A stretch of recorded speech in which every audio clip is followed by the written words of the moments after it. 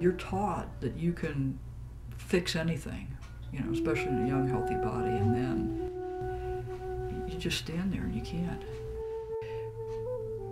Sometimes the physical wounds are so incredible, you have a hard time fixing those, but then the wounds of the soul, you can't fix those. As caregivers, we're very good at compartmentalizing things because that's what you need to do. You know, if somebody comes into the emergency room or is severely injured, or you're in the operating room and something goes wrong, you've just got to snap into, you know, I've been trained to do this, I've been trained to do that. I mean, that's not the time to be in touch with your feelings. We were walking down the dirt road, and I remember being with two of my buddies, and one was my roommate and the other one was just a friend, and a mortar had gone off right when we got out of the dining facility. I remember one time very succinctly as we were getting mortared, and it came very close and it was hitting the hospital, and then the strikers went out and they went after the guys. They got a beat on where they were, and then there was a big firefight, and they brought in the strikers and were take care of them, and then they brought in the insurgents, and then we realized that here, right next to each other in the ER, we were taking care of the guys that went out and saved us, and right next to them were the guys that, you know, 15 minutes earlier were trying to kill us. So that's the experience of a lot of the military uniformed healthcare providers.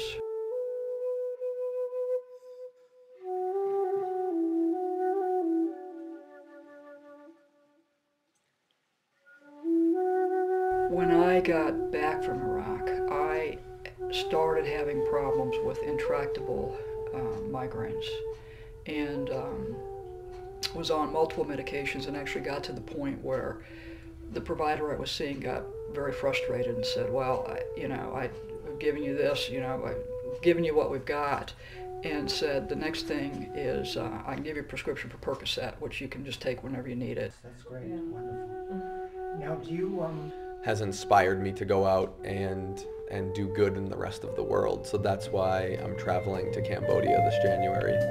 I'm going to bring technology and education to a war-torn. If you look at the culture and some of the more obvious values and behaviors of the yoga world and the military world, you're going to see, you know, pretty straight black and white opposites. That when you bring those two worlds together, the alchemy of opposites happens. This amazing thing that transcends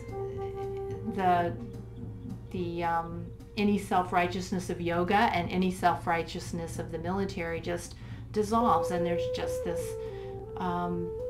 this stillness. I thought of myself as a nice person and a nice doctor, but I walked around so angry all the time. And I couldn't sleep, and which made me more irritable. So it was,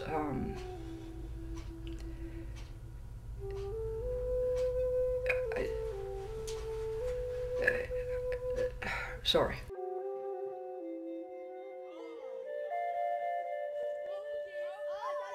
Trauma creates this sense of helplessness. We have to find a way to cope, and finding a way of coping is to disconnect from your body. We didn't even call it PTSD, or nobody talked about it.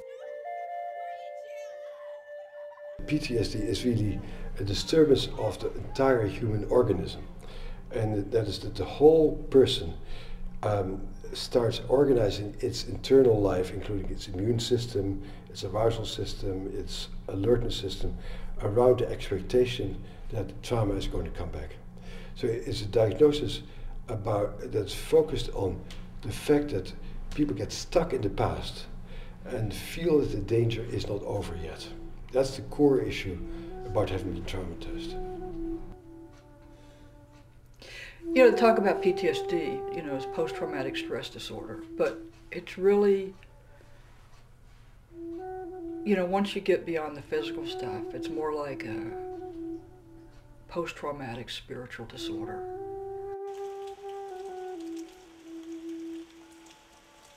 To my mind, basically all good treatments of trauma are somatic treatments, where the whole organism, the whole body, every aspect of our life is involved. And in some ways, yoga comes as close to that as anything. I had been interested in yoga before, had done a lot of Tai Chi and other things, but that's when I really got serious about it. What happens in yoga is that the body and the mind come back into balance on their own. And so the healing takes place without the patient's involvement in the sense of actually seeing what's happening with the trauma. They practice the techniques, they work through, they come into balance, and the trauma is eased. That's the beauty and that's the real attraction of a non-talk therapy practice like yoga. And it was transformative, both on the physical level, because I got a handle on the headaches, but then it was more transformative because it got at the root of what the headaches were about and what the anger was about. So one of the things that we're finding is that yoga builds resilience, the ability to adapt, the ability to tolerate stress. And so it's quite possible if military personnel were to practice yoga techniques, they would be able to increase their resilience to stress and perhaps even trauma. I was only 19 years old, and I was just this kid alone, thousands of miles away from my family, not really understanding what was going on. It wasn't until I started practicing yoga that I could really do the work that I needed to do as far as my past in Iraq. The title of that flute piece that I just played is called Soldier's Heart, which is the term that was used in the Civil War to describe the emotional impact of war experiences. Now we call it PTSD. Yoga helps us to become more dynamic, more flexible, better able to respond to what's happening inside of us, what's happening outside of us. And that's what we would call yoga off the mat. Our ability to be out in the world and be dynamic and be flexible and be engaged and have a body that responds, have a physiology that is flexible and dynamic. The caregivers are able to feel renewed and connected themselves and like they're not running on empty. The people who they care for are going to get much better care. They're being cared for by a person who's feeling healthy and balanced and basically well. When you talk to caregivers, they'll say, oh yes, very important, oh yes, we do that. So it's something we're very good at lip service, but not doing. So what Robin was talking last night about what the program would do, I think it's perfect, because that's a group that does not walk the walk. I think, I mean, across the board, you know. The mindfulness begins with us. Is to really cultivate our own mindfulness, and so that becomes the flow between two human beings, where your mindfulness becomes part of the interaction.